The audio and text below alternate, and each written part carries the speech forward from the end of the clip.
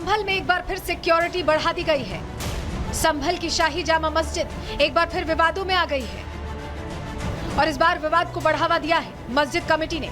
दरअसल 1 मार्च से रमजान का महीना शुरू हो रहा है, जिसे देखते हुए मस्जिद कमेटी ने मस्जिद की रंगाई पुताई की इजाजत पहले जिला प्रशासन और फिर एएसआई से मांगी। लेकिन सवाल ये उठता है कि अगर रंगाई पुताई की परमिशन मिल भी जाती तो इतनी बड़ी मस्जिद की रंगाई 5 दिन में कैसे पूरी होती।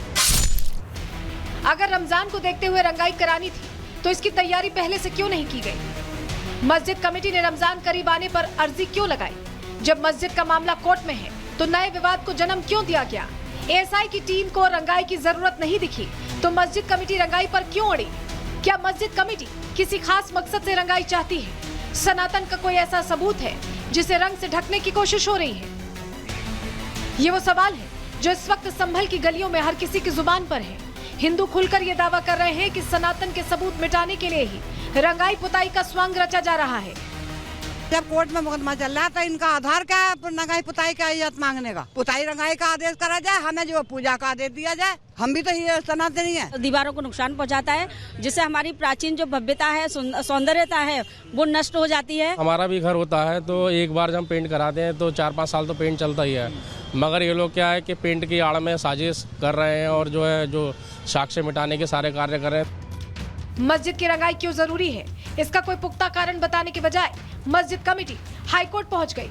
एएसआई की जांच के आदेश मिले तो रंगाई की असलियत सामने आ गई। एएसआई की टीम ने तस्वीरों के साथ जांच रिपोर्ट हाईकोर्ट में पेश की। तस्वीरों में साफ दिख रहा है कि अभी मस्जिद में किसी तरह के रंग रोगन की जरूरत नहीं है। जिस सच्चाई को मस्जिद कमेटी सालों से छिपा रही थी, वो सच्चाई भी कोर्ट के सामने आ गई। एएसआई टीम ने दावा किया है कि मस्जिद कमेटी ने मनमाने तरीके से अंदर निर्माण कराया, जिससे मूल ऐतिहासिक ढांचे में बदलाव हुए हैं। एएसआई टीम ने अपनी रिपोर्ट में मस्जिद के लिए जरूरी मरम्मत का जिक्र भी किया है। मुख्य द्वार की लकड़ी की बीम पूरी तरह से सड़ चुकी है, जो हादसे का कारण बन सकती है, लेकिन मस्जिद कमेटी ने इसे बदलवाने की मांग नहीं रखी। मस्जिद के पश्चिम और उत्तर दिशा में बने स्टोर रूम जर्जर हालत में है, लेकिन मस्जिद कमेटी ने इसकी मरम्मत के लिए कोई अर्जी नहीं लगाई। जिन कमरों में लकड़ी की छतें कमजोर हो चुकी हैं, उनकी मरम्मत की जहमत भी नहीं उठाई जा रही। मस्जिद कमेटी को चिंता है तो सिर्फ मस्जिद की रंगाई की, चिंता है सनातन के सबूत छिपाने की, चिंता है कोर्ट जाकर खुद को विक्टिम दिखाने की। लेकिन इस बार मस्जिद कमेटी का हाई कोर्ट वाला दांव उल्टा पड़ता दिख रहा है। कोर्ट ने मस्जिद में हुए बदलावों की वैज्ञानिक जांच के निर्देश दे दिए हैं, जिसके बाद हो सकता है कि मस्जिद कमेटी का झूठ बेनकाब होने के साथ साथ हरिहर मंदिर के सबूत भी सामने आ जाए। Bureau report, Republic Bharat. तो जहां रंगाई पुताई को लेकर जो मामला चल रहा है, उसमें 4 मार्च को जो कुछ होगा इस पर हमारी नजर रहेगी। वही आपको बताएं, न्यायिक जांच आयोग की टीम अब चौथी बार संभल पहुंची है और जांच को आगे बढ़ा रही। जो हिंसा हुई थी, आपको याद होगा, पत्थरबाजी हुई थी, उस मामले में चौथी बार न्यायिक जांच आयोग की टीम पहुंचकर जांच को आगे बढ़ा रही है। जानकारी आपको दे रहे हैं क्योंकि अलग अलग पहलुओं पर जांच हो रही है। चौथी बार न्यायिक जांच आयोग की टीम पहुंच चुकी है और 24 नवंबर को जो दंगे हुए थे उसकी जांच होगी। वहीं आपको ये भी बताएं, आज भी चश्मदीदों का बयान दर्ज किया गया है। दंगे नाबालिग लड़कों को यहां पर आगे किया गया, चश्मदीद ने ये बात कही दंगे में। वहीं युवाओं को पत्थरबाजी और गोली चलवाई उनसे गई है, ये जानकारियां मिली हैं। मुस्लिम महिलाओं ने भी पत्थरबाजी की, ये चश्मदीदों ने बताया है न्यायिक जांच आयोग की टीम को। तो ऐसे में ये पूरा मामला जांच के दायरे में है और हर तरह से हर पहलू पर जांच की जा रही है। हमारी सहयोगी की रिपोर्ट आपको दिखा रहे हैं कि कैसे दंगे की ये जो जांच की आंच है, ये तेजी से बढ़ती जा रही है और संभल में जो कुछ हुआ उसकी सच्चाई सामने आने का वक्त आ रहा है। रिपोर्ट देखिए।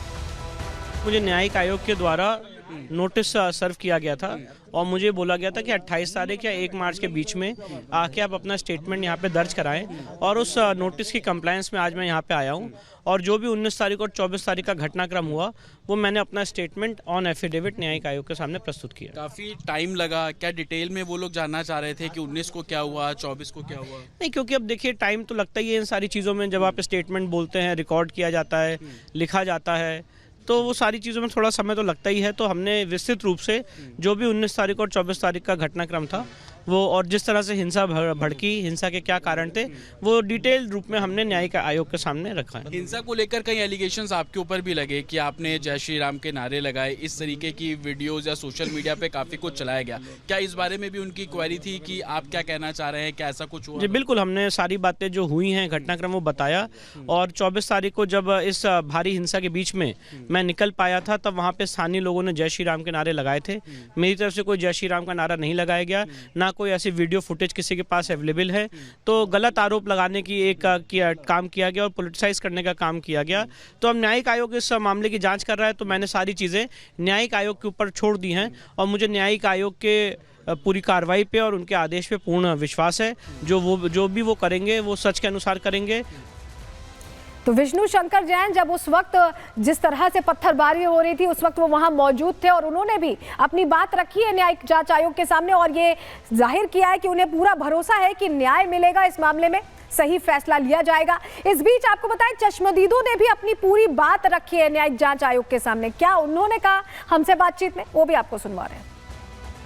न्यायिक आयोग के सामने अपना बयान दर्ज कराने के लिए हमें नोटिस आया था, वो बयान दर्ज कराने आना है। विधिवत रूप से पूरा जो बयान होगा हमारा न्यायिक आयोग के सामने दर्ज होगा। हम सारा वर्णन उस दिन का 24 तारीख को जो घटनाक्रम था वो बताएंगे। मेरे घर से मात्र 200 मीटर की दूरी पर है वो घटना जहाँ पर हुई थी। भयावह स्थिति थी, 10-10, 15-15 के झुंड घरों से लड़कों के निकल के जा रहे थे हंगामा करने के लिए। असमय बहुत तत्व नारे लगाते हुए जा रहे थे, उसे ही हमने देखा और माननीय न्याय की टीम को हम जो भी अवगत है वो कराएंगे। तो आगजनी भी आप लोगों के सामने हुई? हाँ, आगजनी जो भी हुई है हम न्याय की टीम को बता देंगे। लोग पत्थरबाजी मार रहे हैं, लुगाई पत्थर मार रही छत्तों पर था, एक बेचारा लुगर के जज्जों के नीचे लौट कर जा रहा पुलिस वाला। हमारे अधिकारियों के गोली लगी, हमारे बच्चों के गोली लगी।